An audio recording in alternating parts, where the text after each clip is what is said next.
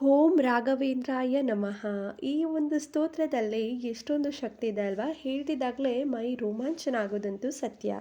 ಎಲ್ಲರೂ ಕೈ ಬಿಟ್ರು ಅಂತ ನಾವ್ಯಾಕೆ ಸುಮ್ಮನೆ ಯೋಚನೆ ಮಾಡ್ತಾ ಕೂತ್ಕೋಬೇಕು ಅಲ್ವಾ? ರಾಯರು ಕೈ ಹಿಡ್ದೇ ಹಿಡಿತಾರೆ ಅನ್ನೋ ನಂಬಿಕೆಯ ಹಾದಿಯನ್ನಲ್ಲೇ ನಾವು ಸಾಕ್ತಾ ಇರಬೇಕು. ಖಂಡಿತವಾಗ್ಲೂ ರಾಯರು ನಂಬಿದವ್ರನ್ನ ಕೈ ಬಿಡೋ ಮಾತೇ ಇಲ್ಲ.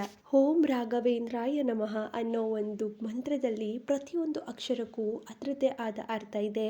ಅದನ್ನು ನಾನು ಮುಂದಿನ ವಿಡಿಯೋದಲ್ಲಿ ತಿಳಿಸ್ಕೊಡ್ತೀನಿ. ಇನ್ನು ಇವತ್ತು ಮಂಗಳವಾರ ನಾನು ಪೂಜೆನೆಲ್ಲ ಮುಗಿಸ್ಕೊಂಡೆ.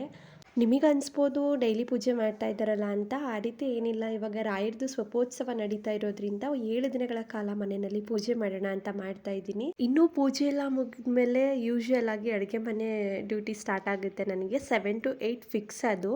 ಇವತ್ತು ಯಶುಗೆ ಬ್ರೇಕ್ಫಾಸ್ಟ್ಗೆ ಬಂದು ತರಕಾರಿನ ಯೂಸ್ ಮಾಡಿಕೊಂಡು ವೆಜ್ಜೀಸ್ ಕಟ್ಲೆಟ್ ಮಾಡೋಣ ಅಂತ ಹೇಳಿ ಕ್ಯಾರೆಟು, ಕ್ಯಾಪ್ಸಿಕಮು, ಆನಿಯನ್ನು, ಕೊತ್ತಂಬರಿ ಸೊಪ್ಪು, ಹಸಿಮೆಣಸಿನ್ಕಾಯಿ ತೊಗೊಂಡಿದ್ದೀನಿ.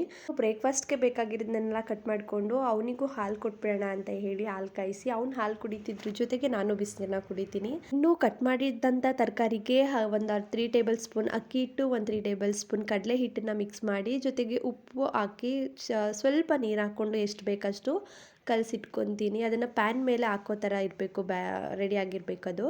ನೆಕ್ಸ್ಟು ಲಂಚ್ಗೆ ಬಂದು ಕ್ಯಾಪ್ಸಿಕಮ್ ರೈಸ್ ಮಾಡೋಣ ಅಂತ ಹೇಳಿ ಕ್ಯಾಪ್ಸಿಕಮು, ಆನಿಯನ್ನು, ಟೊಮ್ಯಾಟೊ, ಒಣಮೆಣ್ಸಿನ್ಕಾಯಿ, ಕರಿಬೇವಿನ ಸೊಪ್ಪನ್ನ ತೆಗೆದಿಟ್ಕೊಂಡಿದ್ದೀನಿ.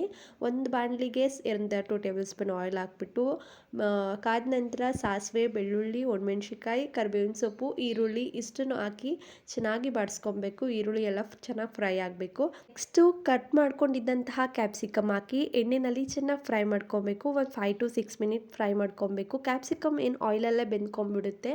ಅದರ ನಂತರ ಟೊಮೆಟೊನ ಹಾಕಿ ಟೊಮೆಟೊ ಸಾಫ್ಟ್ ಆಗೋವರೆಗೂ ಫ್ರೈ ಮಾಡ್ಕೊಬೇಕು. ಅದಕ್ಕೆ ಸ್ವಲ್ಪ ನೀರು ಹಾಕಬೇಕು. ನಾವು ಪುಳಿಯೋಗರೆಗೆಲ್ಲ ಹುಣಸೆ ಹುಳಿ ಬಿಡ್ತೀವಲ್ಲ, ಅಷ್ಟು ನೀರು ಹಾಕಿದ್ರು ಸರಿ. ಅದ್ರ ಬದಲು ನಾವು ಹುಣಸೆ ಹುಳಿನೂ ಹಾಕ್ಕೊಳ್ಬೋದು, ಹುಳಿಯಾಗಿ ಚೆನ್ನಾಗಿರುತ್ತೆ. ನಾನು ನೀರು ಯೂಸ್ ಮಾಡಿದ್ದೀನಿ. ನೆಕ್ಸ್ಟು ಸಾಂಬಾರು ಪುಡಿ ಮತ್ತು ರುಚಿಗೆ ತಕ್ಕಷ್ಟು ಉಪ್ಪು ಹಾಕಿ ಚೆನ್ನಾಗಿ ಕುದ್ದಿ ಅದು ಜನ್ ರೀತಿಯಲ್ಲಿ ರೆಡಿ ಆಗಬೇಕು. ಆದ ನಂತರ ನಾವು ಗ್ಯಾಸ್ನ ಆಫ್ ಮಾಡ್ಕೊಂಡ್ರೆ ಸರಿ ಹೋಗುತ್ತೆ. ನನಗೆ ಕ್ಯಾರೆಟ್ ಜ್ಯೂಸ್ ಮಾಡ್ಕೊಳ್ಳೋಣ ಅಂತೇಳಿ ಕ್ಯಾರೆಟ್ ಕಟ್ ಮಾಡ್ಕೊಂಡಿದ್ದೀನಿ. ಇನ್ನು ನನ್ನ ಮಗನ ರೆಡಿ ಮಾಡಿದ್ದಾದಮೇಲೆ ಅವನಿಗೆ ವೆಜ್ ಕಟ್ಲೆಟ್ ಹಾಕೊಟ್ಬಿಡೋಣ ಅಂತೇಳಿ ಮಾಡ್ತಾಯಿದ್ದೀನಿ. ಸೀರಿಯಸ್ಲಿ ತುಂಬಾ ಚೆನ್ನಾಗಿ ಬಂದಿತ್ತು. ಮಕ್ಕಳು ತರಕಾರಿನ ಒಂದೇ ರೀತಿಯಲ್ಲಿ ಕೊಟ್ಟರೆ ಇಷ್ಟಪಡೋದಿಲ್ಲ. ಈ ರೀತಿ ವೆರೈಟಿಯಾಗಿ ನಾವು ರೆಸಿಪೀಸನ್ನ ಟ್ರೈ ಮಾಡಿ ಟೇಸ್ಟಿಯಾಗಿ ಮಾಡಿಕೊಟ್ರೆ ಇಷ್ಟಪಡ್ತಾರೆ. ಅದು ಸ್ಕೂಲ್ಗೆ ಸ್ನ್ಯಾಕ್ಸ್ಗೆ ಬನಾನಾ ಹಾಗೆ ಕ್ಯಾಪ್ಸಿಕಮ್ ರೈಸ್ ಲಂಚಿಗೆ ಹಾಕ್ಕೊಟ್ಬಿಟ್ಟು ನಾನು ಕ್ಯಾರೆಟ್ ಜ್ಯೂಸ್ನ ಮಾಡ್ಕೊಂಡು ಕುಡಿದೆ.